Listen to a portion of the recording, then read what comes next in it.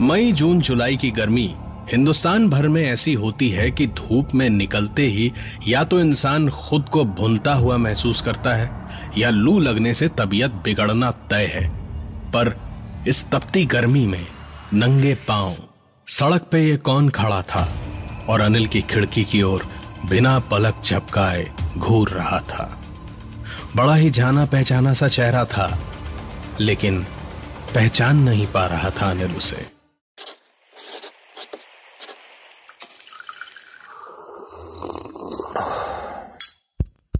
Fever stories. नया साल 1999 के बाद आज सन 2000 में कह रहे थे दुनिया खत्म हो जाएगी। हर रोज ऐसी बातें अखबार में आ रही थीं। साइबर कैफे में जाओ तो वहां भी ऐसी चीजें बहुत पड़ी थी, लेकिन कुछ भी नहीं हुआ।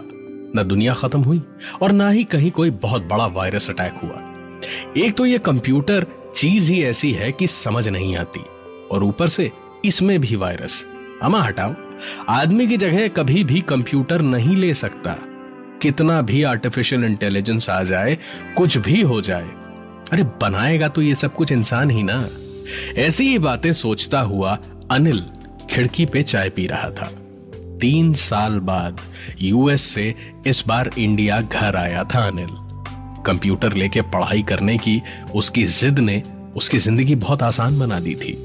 उसके दोस्त, परिवार वाले आज भी सबके सब सरकारी नौकरी और इसी तरह की बातों में उलझे रहते थे, लेकिन अनिल आज इन सब से बहुत आगे निकल चुका था। यूएस में एक बहुत बड़ी मल्टीनेशनल कंपनी में वीपी था अनिल। साल के $2 लाख के आसपास की तनख्वाह थी, जो कि वहां के हिसाब से भी काफी ज्यादा थी। लिहाजा 3 साल बाद आज जब घर आया था तो सबके लिए ऐसी चीजें लाया था जो परिवार वालों को लेते हुए भी घबराहट हो रही थी। लेकिन सब खुश थे कि अब अनिल अपने माँ बाप को अपने साथ ले जाएगा। अनिल ने भी उनके लिए सारा बंदोबस्त करवा रखा था। बहुत ही बड़ा घर था वहां, और घर के कामकाज के लिए लोग भी थे, तो माँ बाप को आराम ही मिलना था। सब कुछ ठीक था। दोपहर का वक्त था। अनिल कुछ खरीदारी करने बाजार गया हुआ था, लेकिन अजीब बात यह थी कि उसे याद नहीं आ रहा था वो क्या खरीदने वहां गया है।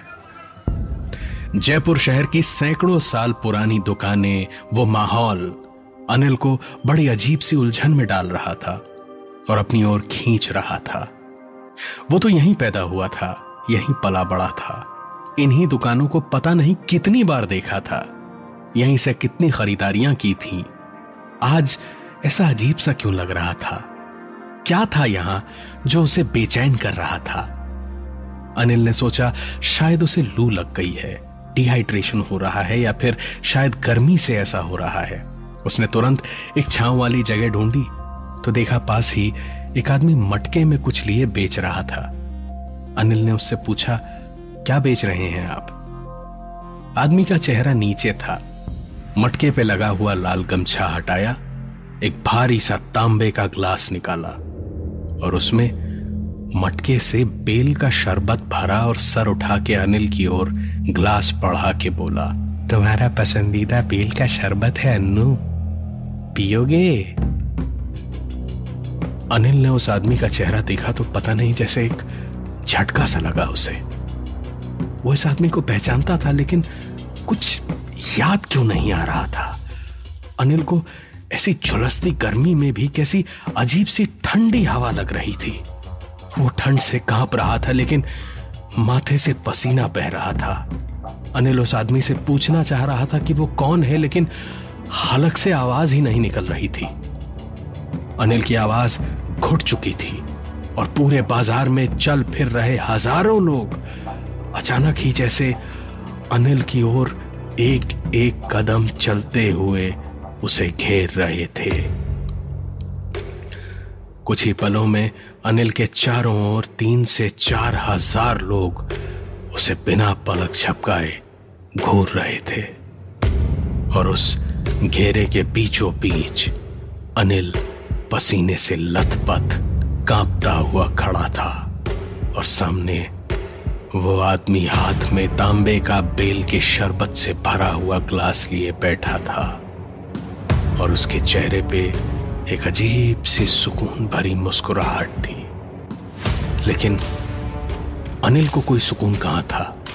जो बाजार की भीड़ उसे घेरे खड़ी थी, अब एक एक करके लोग उसके करीब आ चुके थे और अपने अपने हाथ ऐसे बढ़ा रहे थे जैसे अनिल को छूना चाह रहे हों। अनिल की सांस फूल रही थी, पसीना रुक नहीं रहा था और कांपना और तेज हो रहा था, और अनिल लाख कोशिशों के बाद भी चीख नहीं पा रहा था। लेकिन अचानक पता नहीं कैसे उसकी आंख खुली और अनिल ने देखा वो अपने कमरे में ही था, बुरा सपना देख रहा था। अखबार पढ़ते पढ़ते खिड़की पे ही आंख लग गई थी। दोपहर के वक्त आज शायद 15 से 20 साल बाद उसकी आंख लगी होगी। उठ के अनिल ने मुंह धोया और गर्मी लग रही थी तो 2 घूंट पानी पी के खिड़की बंद करने के लिए खिड़की के पास पहुंचा तो देखा घर के गेट के ठीक बाहर चिलचिलाती धूप में जिसे सपने में अभी देखा था, वही आदमी वैसी ही मुस्कुराहट चेहरे पे लिए नंगे पांव हाथ में वही तांबे का ग्लास लिए खड़ा था। अनिल उसकी शक्ल देख रहा था और सोच रहा था इस आदमी को कहां देखा है, ये कौन है, और अभी तो सपने में देखा था ना, यहां कैसे आया, ये सब हो क्या रहा है।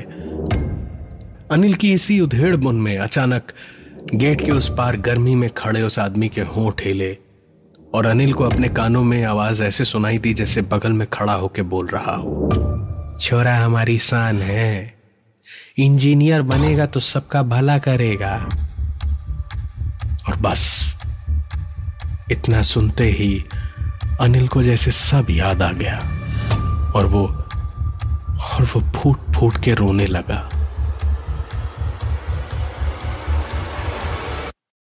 अनिल बचपन से ही पढ़ाई लिखाई में बहुत तेज था, इसीलिए या तो स्कूल में सब उससे चिढ़ते थे या उससे बहुत प्यार करते थे।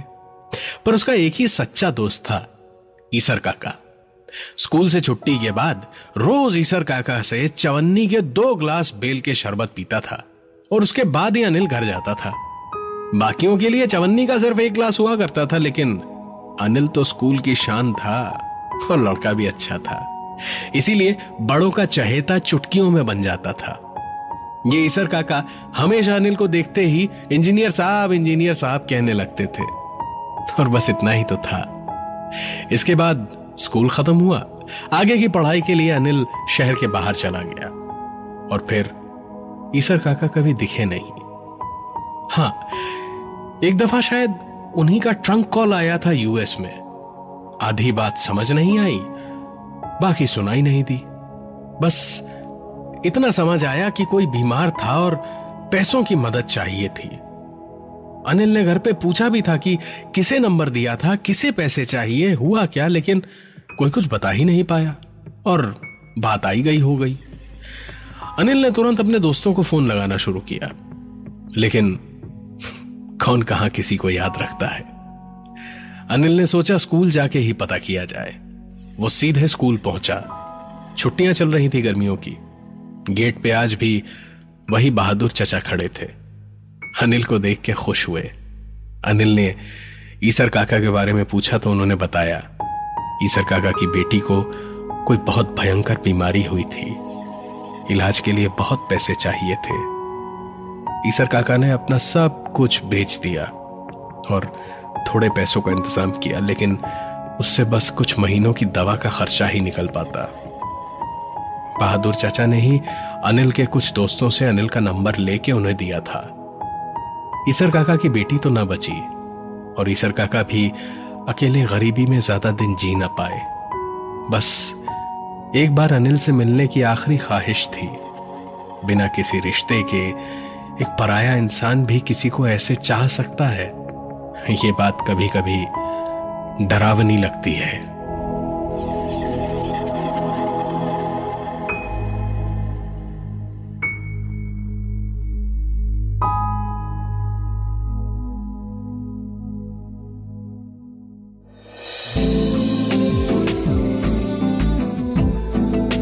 आप सुन रहे थे एक अधूरी कहानी कहानी वाला देव के साथ, प्रेजेंटेड बाय फीवर नेटवर्क। ऐसी और कहानियाँ सुनने के लिए सब्सक्राइब करिए फीवर स्टोरीज, कहानियाँ ऐसी जो दिखाई दें। कहानियाँ ऐसी जो दिखाई दें।